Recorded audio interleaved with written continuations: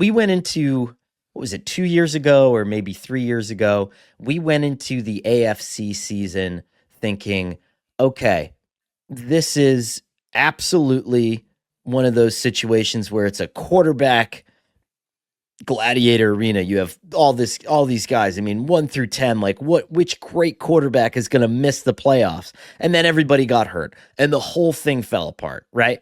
And Yep. this is, again, I mean, it's not like it's impossible, but I will say this. I did my power rankings, my post-draft power rankings the other day, and I had the Broncos at 6. This is a team that if Yeah. Bo Nix continues on a steady trajectory, you now have the potential for the best defensive backfield in the NFL. That front was nasty last year. They can evolve on what they did with Vance Joseph a year ago. The Broncos are my surprise team. Why not? I think that they might have the best defense in football now. I think so too.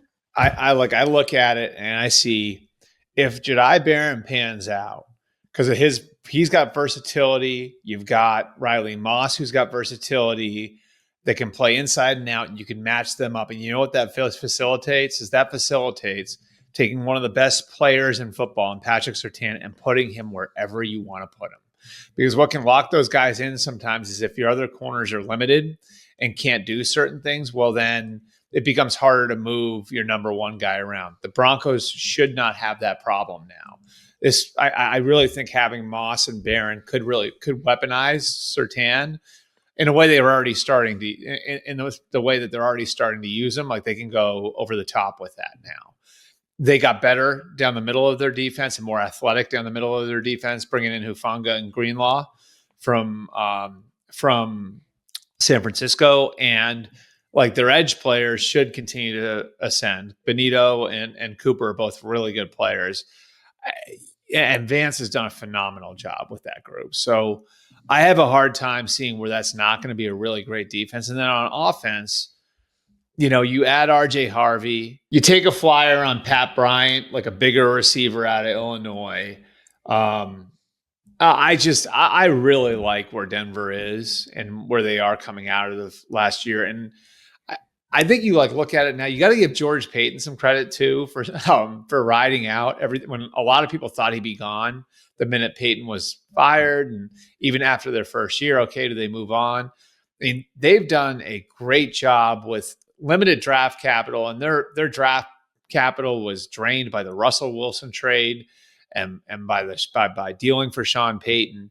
They've really got like a solid base of young talent coming up now. So all the way around, I'm excited to see where the Broncos go this year. I think they've got a chance to be really good. What's crazy is, Sean Payton initially wanted to coach the Dolphins. Let's address the elephant in the room here. Yeah. When he was in New Orleans and with Tom Brady as quarterback.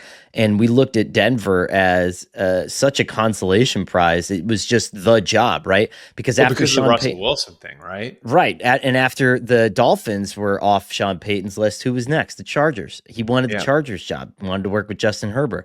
But after just a year or two with Denver, how much better and more appetizing does that roster look than even the Chargers roster that he would have inherited, or especially the Dolphins roster that he would have inherited? It's pretty interesting.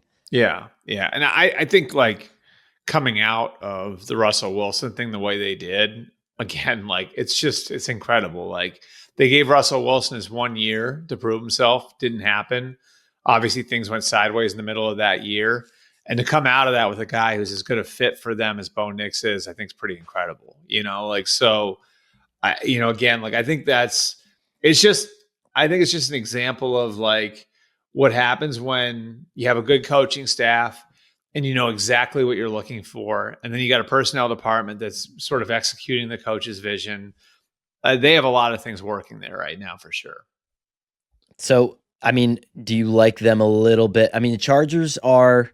Yeah, and it's tough. You don't want to doubt a Jim Harbaugh team. And I just like Denver's roster a little. I think Denver's roster, just top to bottom, is just a little bit better right now. Yeah, and with the Chargers, I mean, look, I think Hampton. I'm really interested to see what Hampton is able to do for them in the backfield. Trey Harris is intriguing, as a receiver too. I think there's a lot of untapped potential there.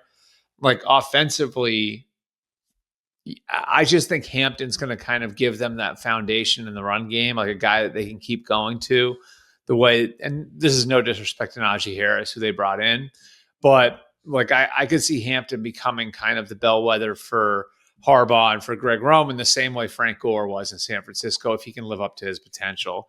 And I think that makes all the difference for them. It makes things easier for Justin Herbert. And it helps them manage themselves defensively too.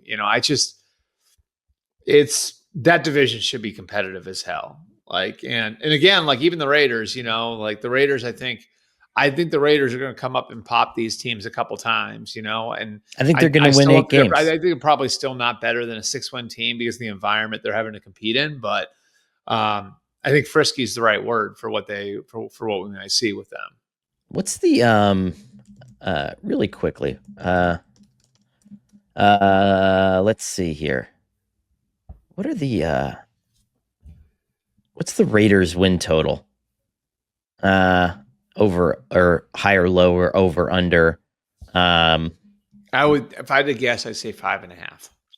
Boy, I'd take the over on that. Let's see what we got. Do you have over unders up?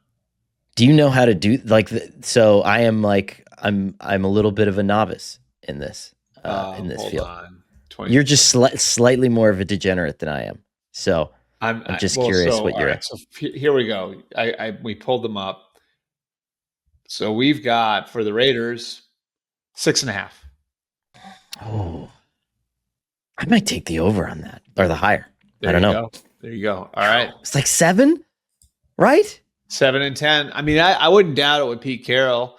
Remember when he first got to Seattle, that was like a dumpster fire from a roster standpoint. I mean, they won set 4 games last year with Antonio Pierce. Yeah. They set the record, like Seattle set the record for transactions that first year he was there. And they were 7 and 9 and, but I mean, to win their division with the roster they had back then at the very beginning was really impressive. So I wouldn't be stunned if the Raiders wind up being a little bit more than people think. 7 and 10, I don't think is out of reach.